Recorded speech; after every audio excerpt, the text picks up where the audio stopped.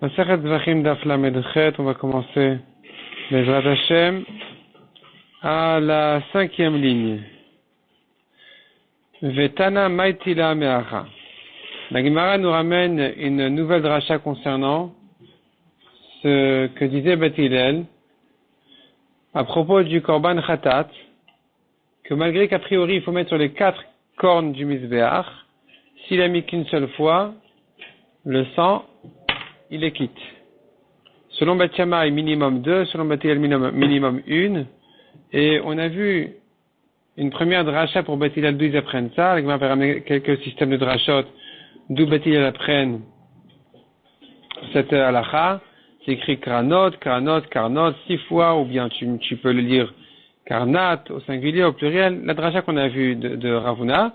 Et maintenant la Gemara commence avec une nouvelle dracha dont on va savoir qu'il suffit Bedi Avad. Il est quitte s'il n'a mis qu'une seule fois le sang. Vetan Amaitila Meacha, donc le Tanam de la Braïta nous le ramène d'un autre pasuk. Le pasuk qui dit Vechiper. C'est écrit 3 fois Vechiper à propos des 3 korbanot khatat. Enfin, sur chacun c'est écrit une fois. Et donc, sur le bouc du Nasi, c'est écrit une fois, le korban khatat donc du roi une fois, et encore c'est écrit concernant le korban khatat yachid de la chèvre ou d'une brebis, à chaque fois c'est écrit Vechiper qui veut dire il va faire la kapara avec le sang. Mais Pneadin, pourquoi c'est écrit 3 fois? À cause du raisonnement, qui nous mènerait à dire qu'il était en fait nécessaire de l'écrire 3 fois. La Gemara s'explique. Shiachol, on aurait pu dire Valodinu, Nemru damim lemata nemru damim lemala. Tu aurais pu faire un din, un raisonnement. Voici que la Torah nous a dit de jeter le sang en bas, et voici que la Torah nous a dit de jeter le sang en haut du Mizbeach. Pour certains korbanot en bas, et pour khatat en haut. Alors, ma matan damim amuru lemata, de même qu'en bas, chez Netana le matana achat kiper, s'il a mis une fois le sang au lieu de 2, qui en sont 4, parce qu'à chaque fois il met sur le coin et ça touche 2 murs. En tout cas, s'il a fait qu'une seule matana une matana, il est quitte. Af damim amurim lemala. De la même manière pour les sangs de khatat qui sont faits en haut du Mizbeach. Chez Netana le matana achat kiper, il a fait une matana, il serait quitte aussi. Ou peut-être prend un autre chemin. Nemru damim bifnim ve nemru damim bachutz. C'est écrit les sangs qui se font dans le Echal, pour certains korbanot, qui sont les korbanot de Kippour, ou le korban du Kohen Gadol, ou le korban de Avodah Zara, ou le korban du Tibour, enfin, pareil, si le Tibour a fauté, le Tibour entier a fauté. En tout cas, il y a certains korbanot qui se font dans le Echal à l'intérieur. Venemru damim bachutz, d'autres korbanot qui se font à l'extérieur dans la Hazara, qui sont les korbanot classiques, plus classiques, moins rares. Ma damim amurim bifnim, de même que dans les korbanot qui se font à l'intérieur. S'il a manqué une matana, il n'a rien fait, il n'est pas quitte. Af damim amurim bachutz. Pareil, de la même manière pour les sangs de dehors. S'il a manqué une matana, il n'a rien fait. Donc finalement, j'ai 2 options. Je ne sais pas à quoi comparer le korban khatat. Est-ce que je compare au korbanot d'en bas? Le korban khatat se fait en haut du Mizbeach. Est-ce que je compare au korbanot d'en bas pour dire une matana est suffisante? Ou bien je le compare aux korbanot qui se font dans le Echal pour dire que s'il a manqué une matana, il n'a rien fait? Nireh le midome. La Gemara dit, voyons à qui il ressemble. Danin chutz mi chutz, ve'en danin chutz mi bifnim. On n'a qu'à comparer khatat qui se fait dans la Hazara aux autres korbanot classiques qui se font dans la Hazara, et pas aux korbanot qui se font à l'intérieur dans le Echal. Et donc tu devrais dire que s'il a fait une matana, il est quitte. La Gemara dit peut-être prend un autre chemin. Dalin khatat varba kranot, mais khatat varba kranot. Apprends et compare le korban khatat qui nous intéresse, celui qui se fait dans le Mizbeach de la Hazara, en haut. Compare-le au korban khatat qui se fait, au korbanot qui se font dans le Echal, en disant que de même que dans le Echal, s'il a manqué une matana, ici aussi, dans le korban khatat, s'il a manqué une matana, il est pas quitte. De même qu'à l'intérieur, il est pas quitte, de la même manière à l'extérieur, il est pas quitte. Pourquoi? Parce qu'ils se ressemblent dans 2 choses. Premièrement, ils sont tous khatat. Deuxièmement, ils se font sur les 4 granot du Mizbeach. les korbanot du Echal se font dans les 4 kranot du Mizbeach Apnimi. Le Kohen Gadol, en général, dans ces cas-là, il met le sang sur les 4 cornes du Mizbeach Aktoret Apnimi, donc dans le Echal, le petit Mizbeach. Et chez nous aussi, le Korban Khatat Achitzona, qui se fait dehors dans le Mizbeach Achitzon, se met aussi sur les 4 kranot. Et donc, tu devrais comparer l'un à l'autre en disant, s'il a manqué une matana, il ne l'a pas quitte. Ve'al yochiach, chutz, she'en khatat ve'arba kranot. Et ne me ramène pas maintenant les autres korbanot khatat. Non, ne me compare pas le korban khatat dehors aux autres korbanot qui se font dehors, qui ne sont ni khatat, ni 4 kranot. Donc la comparaison devrait se faire plutôt avec les korbanot qui se font dans les echal. Donc finalement, je ne sais pas à quoi comparer. Je pourrais dire que s'il a manqué une matana, c'est pas bon. Il faudrait absolument faire toutes les 4 matanot sur le korban khatat achitzona. Khatat classique qui se fait dehors. Talmud Lomar, c'est pour ça que j'ai besoin du pasuk. Tout ça, c'était une introduction pour me ramener le pasuk qui nous répète 3 fois vechiper. Vechiper, vechiper, vechiper. La Torah vient te dire, elle te répète 3 fois le mot vechiper, même si c'est dans 3 korbanot différents, mais c'était pas la peine de le répéter 3 fois, pour te dire, vechiper afalpi shelonatan de la shalosh. La kapara est valable même s'il n'a fait que sur 4 kranot, que sur 3 au lieu de 4. Vechiper, une deuxième fois c'est écrit vechiper afalpi shelonatan de la shtaim, même s'il n'a fait que 2 fois. Vechiper afalpi shelonatan de la achat. Une troisième fois c'est écrit vechiper pour te dire que même s'il a manqué encore une matana, il n'en avait qu'une seule sur les 4, eh bien, il est quand même quitte. Demande à Gemara. Ve'aï mi baï le gouffé. C'est ce qui me l'a de vechiper, vechiper, vechiper. J'en ai besoin pour le pasuk même, pour le sens même. Donc, pourquoi est-ce que tu fais de la indracha? La Torah doit te dire, il doit faire la kapara. Tout simplement, pas pour te dire qu'il est quitte même s'il a manqué à 1 sur 4, à 2 sur 4, à 3 sur 4, c'est pas ça ce que la Torah vient nous apprendre. La Torah vient te dire que c'est comme ça qu'il fait la kapara sur la faute. Répond la Gemara Marava. Barada Mari Asverali. Rava nous dit que un chacham qui s'appelle Barada Mari m'a expliqué. Peut-être ça se lit un peu autrement. Amarava Barada, Mari Asverali. Mais je pense plutôt que ça se lit Barada Mari Asverali, parce qu'il y a une autre Gemara qui dit Amarava Baraïna Asverali. Donc ici aussi, ça devrait être plutôt Barada Mari, mais pas forcément. En tout cas, Rava vient nous ramener un chacham qui lui a expliqué la chose, et qui lui a dit comme ça. Amar la Torah nous dit, Vechiper venislach. La Torah dit Vechiper venislach, il va pardonner et ça sera excusé. Zui kapara, zui slicha, ça revient au même. Pardonner, excuser, c'est la même chose. Emma, le pasuk vient apprendre, Vechiper afalpi shelonatan de la shalosh. Shalosh le mala, ve'achat le mata. C'est-à-dire, finalement, le mot vechiper, il est de trop, pour te dire que, non, pardon, j'ai mal lu. Zoi kapara, zoi slicha, point. C'est la fin de la réponse. C'est-à-dire, la Torah te dit vechiper venislach, ça revient en même, donc le mot vechiper peut venir pour une dracha pour te dire que même s'il a manqué une matana, ou 2, ou 3, puisque c'est répété 3 fois, il est quand même quitte. La Gemara revient avec une nouvelle objection. Emma, vechiper, afalpi shelonatan de la shalosh lema, la vachat le mata.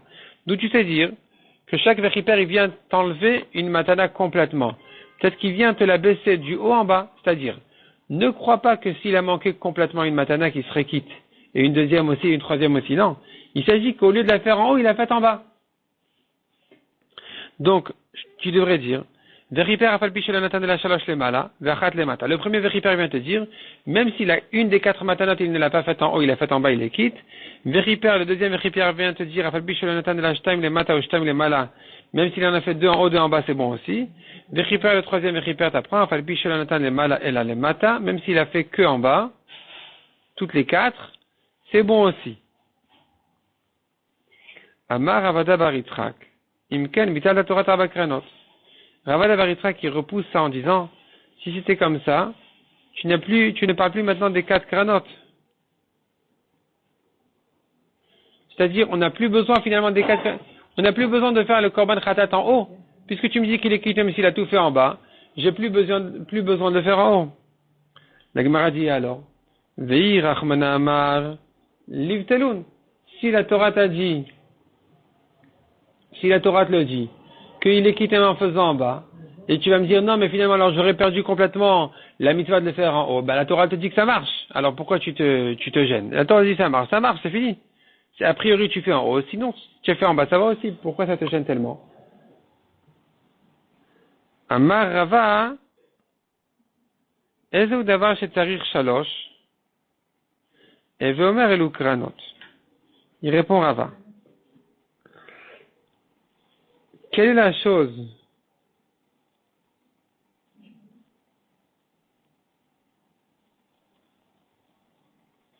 qu'il nous faut 3 véripères, c'est les kranot.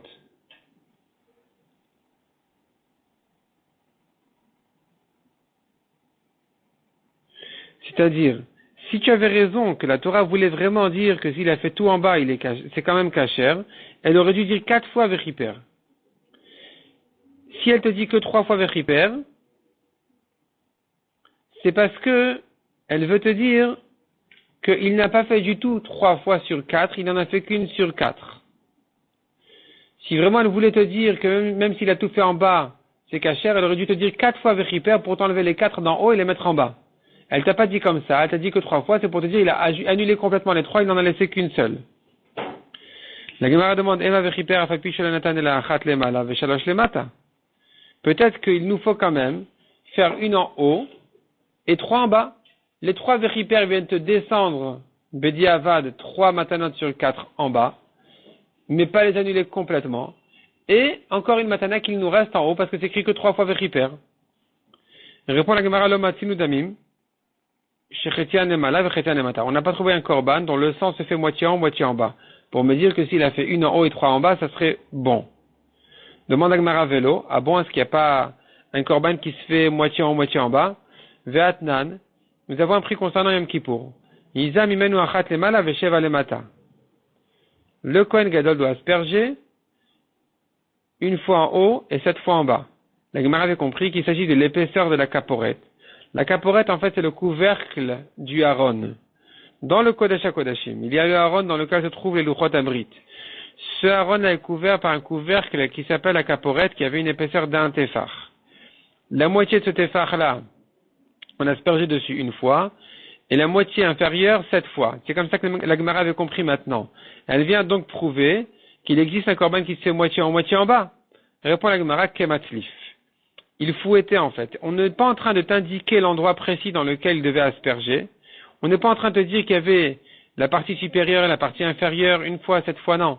On vient te dire en fait le Kohen, quand il asperge, il est comme le fouetteur. Comme quelqu'un qui fouette. Mike Kematif, qu'est-ce que ça veut dire? Marver Avida Kemenagadna. Comme un fouetteur. Quelqu'un qui rêve mal coûte, on lui donne des coups, et on ne les donne pas au même endroit, sur son dos. En haut, en bas, au milieu. Ici aussi, en fait, le Kohen, il asperge, mais c'est pas qu'il vise la moitié supérieure et la moitié inférieure. Simplement, quand on a dit en haut, 1 en haut et 7 en bas, c'est qu'il retourne sa main vers le haut. Donc, la paume de sa main est vers le haut. Quand il asperge une fois vers le haut, et encore cette fois, il retourne la main avec le dos de sa main vers le haut pour asperger cette fois vers le bas, mais sans faire attention exactement à la hauteur. Il n'y a pas moitié en haut, moitié en bas. On ne regarde pas ici la hauteur. Deuxième objection, demande à Gemara, s'écrit dans le Pasuk, Isa, dans la Mishnah, s'écrit Isa al ta'arosh al misbeach sheva pe'amim. Il asperge sur le misbeach 7 fois. S'écrit dans la Mishnah là-bas, Taharosh al misbeach. C'est quoi Taharosh al misbeach? Comment je traduis ce mot? On tourne la page. Maïla va palguer de misbeach. N'est-ce pas que Taro veut dire la moitié, à la moitié de la hauteur du misbeach, il vise, c'est Azot. Il doit asperger en visant la moitié de la hauteur. Or, il ne veut pas préciser, impossible de viser toutes les 7 au même endroit exactement. Il y aura forcément, s'il vise la moitié de la hauteur, alors il y en aura forcément une partie en haut, une partie en bas. Donc, ça te prouve que ça existe de faire un korban moitié en bas. Et pourquoi je penserais dire que Taharo c'est la moitié, que Damre Inche, Tahar Tihara de Yoma. on te dit le midi, on l'appelle Tihara. Donc ici aussi, Taharo voudrait dire le midi du Misbéach, la moitié du Misbéach. Amarava Barshila, alors, non, c'est pas ça ce que veut dire Taharo Shal Misbéach, c'est pas du tout la moitié de la hauteur. On n'est pas en train de t'indiquer ici la hauteur du Misbéach, on vient te dire autre chose complètement. Agilouye. Ce qu'on veut dire ici, c'est qu'il faut découvrir, il faut en fait, sur le Misbéach, Taharo vient du mot pur, sur le pur Misbéach et pas sur les cendres qui sont sur le Misbéach. Il faut balayer. Agilouye, c'est le Misbéach qui est dévoilé, découvert. Dirtiv, ou Ch'etzem Hashamem la Tohar, comme te dit le pasuk, le pur ciel. Donc Tohar veut dire propre. Propre et pur, sans rien. Ici aussi, sur le Misbéach, sans rien. Donc il doit pousser un peu les braises à droite à gauche, les braises descendre pour laisser le Misbéach complètement découvert. Demande à Gemara Veika Shiraim. Il y a pourtant le reste du sang d'un korban qui se verse toujours en bas du Misbéach, au Yesod. Malgré que les matanotes essentielles se font en haut. Répond la Gemara, Shiraim lo me'akve. De verser les restes du sang au Yesod, c'est facultatif. Et donc, ça ne rentre pas dans la catégorie que nous cherchons. Quand on te dit les 4 matanotes, il en a fait une en haut, 3 en bas, ça serait bon, ça serait pas bon. Ça ressemble pas, parce que les matanotes, c'est l'essentiel d'Akapara. Alors que verser les restes, les Shiraim, c'est pas l'essentiel. Demande à Gemara Veika Shiraim apnimim. Il y a pourtant les restes des sangs qui se font à l'intérieur dans le Echal et dans le Kodesh HaKodashim. Donc ces restes-là, on les sort au Mizbeach HaChitzon, on les verse aussi au Yesod, comme les restes habituels, avec une petite différence qui ne nous regarde pas maintenant. Mais en tout cas, tu vois, Dika de Mande Amar, mais Akve, il y a quand même un Mande Amar, un Tana qui pense que c'est obligatoire. Si tu n'as pas versé les restes sur le Yesod, tu n'es pas quitte du Korban. Répond la Gemara Bechad Makom Ke'amrinan. Oui, mais on parle d'un endroit. C'est-à-dire, ici, tu ne peux pas me ramener les sangs qui se font dans le Echal, qui se font en haut du Mizbeach du Echal, et les restes versent sur le Yesod du Mizbeach HaChitzon, qui correspond en bas du Mizbeach HaChitzon. Mais c'est pas le même Mizbeach. Les matanotes essentielles étaient faites, le début, disons, des matanotes ont été faites dans le Echal, et de verser les restes, même si tu considères ça comme une étape essentielle, ça se fait dehors. Donc ça ne s'appelle pas moitié en haut, moitié en bas. Tandis que nous, dans le Korban Khatat, les 4 matanotes doivent être faites a priori en haut, me dire, il a fait une en haut et 3 en bas, il les quitte, c'est pas possible. Ça n'existe pas. Donc il ne nous reste plus qu'à dire que la Torah vient d'apprendre que même s'il a manqué complètement les 3 matanotes et qu'il n'en a fait qu'une seule, il est quand même quitte. C'est de là que Beth Hillel apprenne leur halakha de dire il a fait une seule, il est quitte. Tania Rabbi Eliezer ben Yaakov Omer. Beth Shammai Omrim. Il nous ramène, il revient un peu sur la marloquette de Beth Shammai et Beth Hillel, que selon Beth Shammai on a dit 2 matanotes minimum dans Khatat, Beth Hillel 1 matana minimum dans Khatat. Maintenant, Beth Shammai ici ils disent en fait la même chose mais avec toutes ses conséquences. Donc ça marche comme ça. Shte matanot sheba Khatat. S'il a fait 2 matanotes de sang sur le korban Khatat, ve'achat shebechol hazvachim, ou une matana pour les autres korbanot, matirot ou mefaglot. Premièrement, c'est le minimum pour autoriser le korban à être mangé au propriétaire ou à être brûlé au misbéach, ça c'est matirot. Deuxièmement, mefaglot, c'est-à-dire que le pigoul doit être une pensée qui soit maintenue dans ces 2 matanot, et pas qu'il y ait une autre pensée dans ces 2 matanot. S'il a manqué une matana, c'est-à-dire si dans la deuxième matana il a une autre pensée que le pigoul, selon Beth Shammai le korban n'est pas pigoul, c'est une kula. Beth Hillel omrim, achat sheba khatat, ve'achat shebechol hazvachim, selon Beth Hillel, une matana pour khatat, ou bien une matana pour les autres korbanot, de sang, tu l'as mis une fois misbéach, c'est suffisant, materet pour permettre le korban, et deuxièmement mefagelet pour le rendre pigoul. C'est-à-dire qu'il peut abîmer le korban avec une pensée sur une seule matana, c'est déjà suffisant pour abîmer le korban. Et le rendre pigoul, c'est une chumra de Beth Hillel. Matkifla Ravoshaya, il objecte Ravoshaya, justement, imken litneyeg avec kula Beth Shammai v'chumra Beth Hillel. Si tu me dis Beth Shammai prennent ici une kula et Beth Hillel une chumra, alors rentre-le dans la liste des Mishnayot dans Masechet Eduyot qui nous ramène les cas ou Bet Shammai sont pour la Kula et Bet Hillel pour la Khumra? Amar le Rava, il a répondu Rava, qui itchil le tera itchil. Ce sujet-là a été traité au Beth Midrash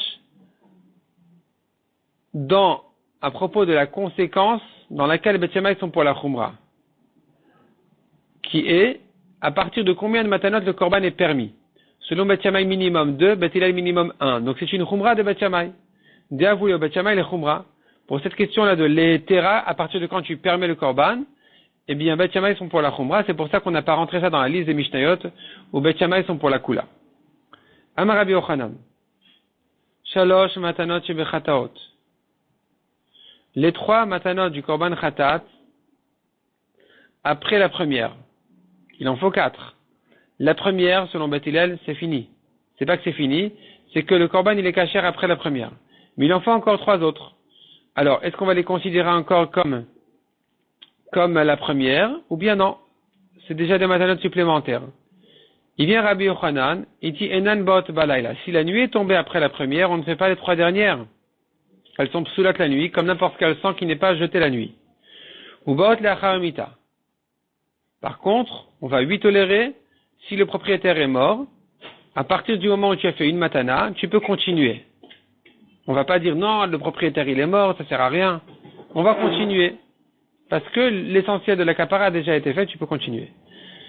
Ve'ama lemen bachutz chayav. Et de même, ou pas de même, mais il y a encore une troisième halakha, celui qui a pris une matana du korban khatat sur le misbéach correctement, il a fait 3 autres bachutz, dehors complètement de la hazara, chez lui à la maison ou n'importe où en dehors de la hazara, il est chayav.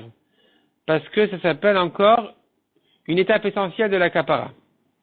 C'est pas comme s'il a jeté après complètement avoir fini la kapara du korban, il a jeté le sang dehors, ou ça, c'est, tant pis pour lui, il a manqué la mitzvah de verser les shiraim, les restes au yesod.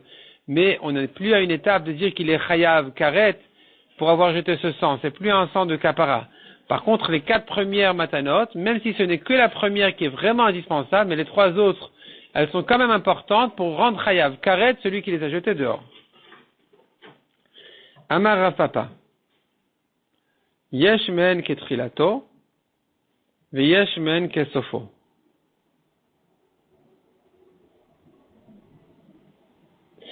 Et Rav Papa a dit, il y a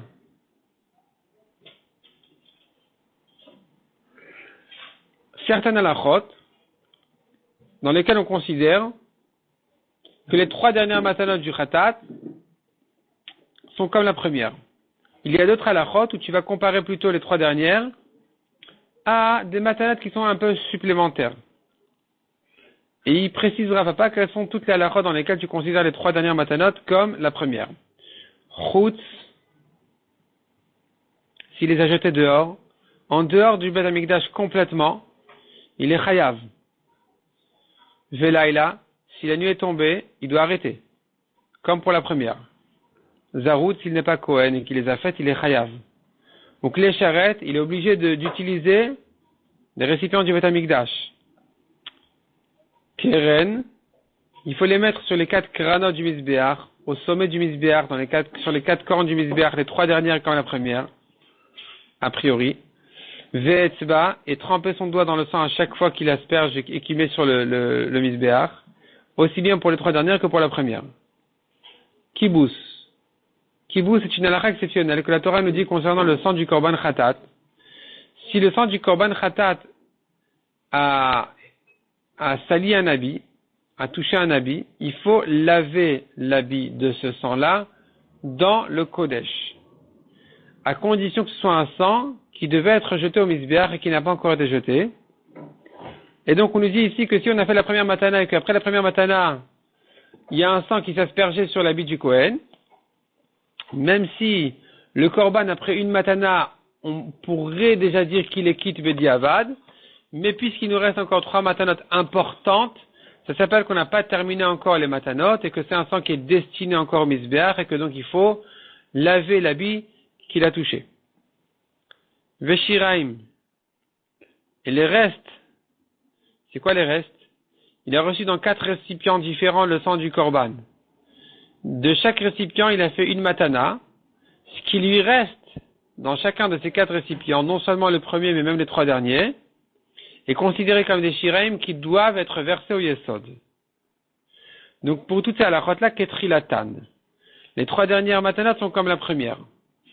Par contre, mita, si le propriétaire est mort, ici, les 3 dernières ne sont pas comme la première. S'il est mort avant la première, tu fais rien. Tu ne fais plus le korban. S'il est mort après la première, tu continues les 3 dernières. L'osharia, les 3 dernières ne ressemblent pas non plus à la première en ce qui concerne autoriser le korban. Ce n'est que la première qui autorise le korban à être mangé au propriétaire ou à être brûlé au misbéach, mais pas les 3 dernières. Velom et fagla. Et encore une différence. Concernant le pigoul, je ne regarde que les pensées de la première matana selon Beth Hillel. Velo aïla le gavai. Et d'ailleurs, il y a encore une chose, c'est que si le sang a été rentré, le sang d'un korban khatas, qui est rentré dans le echal, rend le korban pasoul.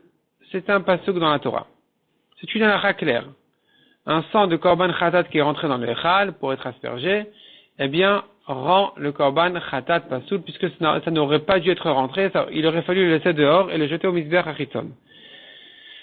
Si maintenant, il a fait la première matana et qu'ensuite le sang est rentré dans le echal, alors, ici, ça ne rend pas le korban pasoul. Kesofan, dit la Gemara, c'est comme la fin des matanot, c'est-à-dire, pour ça, tu ne considères pas ces 3 dernières comme la première. Avant la première, le sang est rentré, ça rend pasoul. Après la première, le sang est rentré, eh bien, le korban, il reste kasher. Amar Rafapa mena minala. D'où je sais ça, dit Rafapa. Detnan, d'où je sais cette halakha. Detnan, je l'ai appris d'une Mishnah qui dit, Nitaz minatzavar à la beged.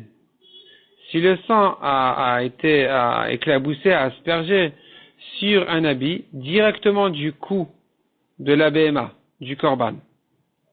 Et notaun kibous, l'habit qui s'est sali de ce sang-là, n'a pas la mitzvah de le laver, on n'a pas la mitzvah de laver dans la zera forcément, parce que c'est pas un sang qui a déjà été reçu dans le kli charret, dans le récipient pour le jeter au misbéach. Par contre, et de même, si le sang est arrivé sur l'habit mina keren ou mina esod, donc du misbéach, des kranot du misbéach dans lesquels on met le sang du korban khatat, c'est de là-bas qui s'est sali. Disons, il a posé son coude sur le keren du misbéach et là-bas il s'est sali de ce sang-là. Alors ici aussi, il n'a plus besoin de laver parce que le sang a déjà été mis à sa place. Il n'est pas destiné et la kapara a déjà été faite. Pareil pour le esod. Il s'est sali du esod, le bout de sa tunique ou quelque chose comme ça, avec le sang et non taun kibous. Il n'y a pas besoin de faire le kibous ici. La Gemara déduit, ha minara ou la keren taun kibous. Si c'était quelque chose qui est désigné au keren, qui est destiné au keren, on l'a pas encore mis au keren, le sang à la matana n'a pas encore été fait, je comprends que taun kibous. Il faut le laver. Et là, on n'a pas distingué entre la première matana et les 3 autres. Donc, tu vois de là, que du moment que c'est un sang qui doit arriver au misbéach, au kranot du misbéach, taun kibous, il faut le laver. Il faut laver l'habit. Aussi bien les 3 dernières que la première. La Gemara demande velita amer. La Gemara dit sur la déduction de Rafapa, d'après toi, alors tu devrais déduire aussi, mina esod no taun kibous.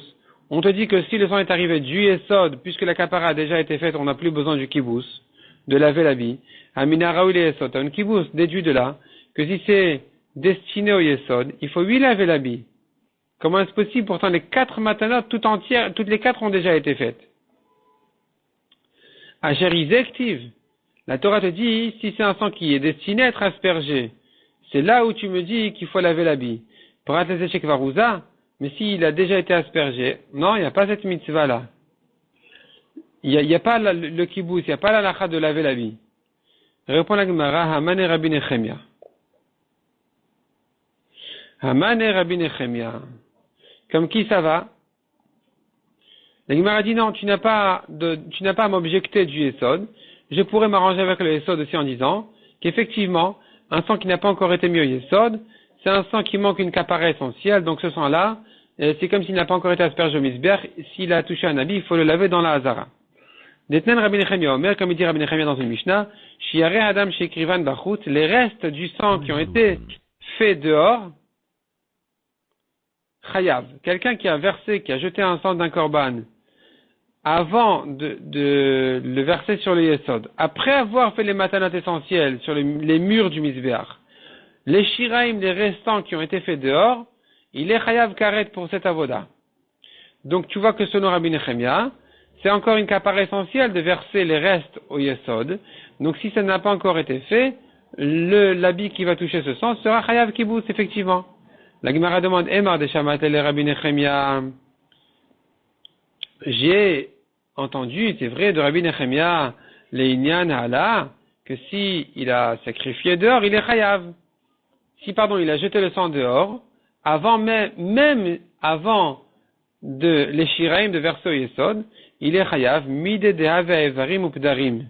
De même qu'il en est, concernant les membres et les organes, qui ne sont pas indispensables pour la kapara d'un korban, l'essentiel c'est le sang, malgré tout, s'il a fait dehors, il est Chayav Karet. Donc ici aussi, les restes du sang, il faut les verser au Yesod, il a fait dehors, il est Chayav Karet, même si c'est pas l'essentiel de la kapara. Par contre, les Inyan Kibbutz Mishamatle, est-ce que Rabbi Nechemia aurait dit ça à l'Acha? Aussi concernant le Kibbutz, que ce sang-là qui est destiné au Yesod, lui aussi, s'il a touché un habit, il faudrait laver l'habit au Mizbeach. La Gemara dit oui, effectivement, il pense comme ça Rabbi Nechemia. Ve'atania, comme on a vu dans une braïta, damim ateonin Yesod, teonin Kibbutz, les sangs qu'il faut encore jeter au Yesod, donc s'il s'agit des Shiraim, des restes, Teonin Kibbutz, eh bien selon ce Tana-là, il faut les laver.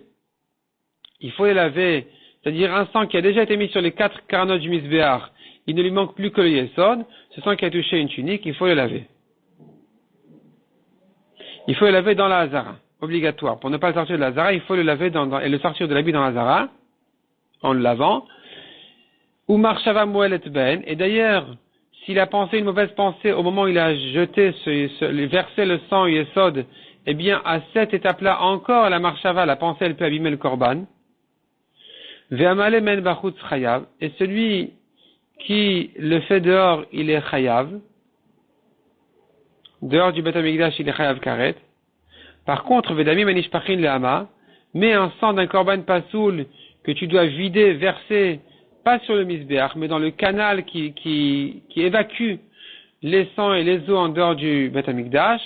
Ici, Entonin Kibbutz, ce sang-là ne nécessite pas de le laver, de laver l'habit. Ven marshava moelet ben, et d'ailleurs les pensées à cette étape-là non plus n'abîment pas le korban. Ve'amal emehen bachutz patour, et celui qui l'a fait dehors, il est patour, parce que c'est un korban, un sang déjà qui est pasoul, qui doit sortir, doit être évacué de la Hazara. Et la Gemara donc continue et termine son raisonnement. Man shamate de amar malemen bachutz chayav. Qui est le Tana que tu as entendu dire que s'il fait le sang du Yesod, il a jeté dehors du Beth Amikdash, il est chayav karet. Rabbi Nechemia, c'est bien Rabbi Nechemia comme on a vu. Veke amar taun kibbutz. Tu vois bien qu'il pense que ce sang-là, il faut le laver de l'habit. Donc voilà ici, la Gemara a réussi à nous démontrer que selon Rabbi Nechemia, ce sang-là doit être lavé de l'habit. Et donc, ce sang-là doit être lavé de l'habit dans la Hazara. Et donc, tu vois, tu pourrais dire que tout ça, c'est pour revenir à ce qu'on a vu en haut. Que Rav Papa a raison de prouver qu'un sang qui n'a pas encore été mis sur les 4 granotes, un korban khatat que tu n'as fait qu'une seule matana, et ensuite tu as touché l'habit, il faut le laver dans la Hazara, puisqu'on a vu dans la Braïta que c'est que s'il arrivait de l'habit du mur du Mizbeach que c'est fini. Mais tant qu'il est encore destiné à arriver au kranot du Mizbeach, alors il faut encore le laver. C'est que s'il a déjà été mis sur le Mizbeach qu'on n'a plus besoin de laver l'habit. Mais s'il n'a pas encore été mis sur le Mizbeach, tu dois laver l'habit qui a touché ce sang-là, peu importe si on est avant la première matana ou avant les 3 dernières. Et donc Rav Papa a raison de faire sa déduction, et ne l'embête pas Rav Papa en disant mais d'après toi alors avant le Yesod aussi. C'est vrai selon Rabbi Nechemia effectivement, avant le Yesod aussi, un sang qui est destiné au Yesod du Mizbeach, ben lui aussi, s'il a touché un habit, s'il il a sali un habit, il faudra le laver dans la Hazara obligatoirement.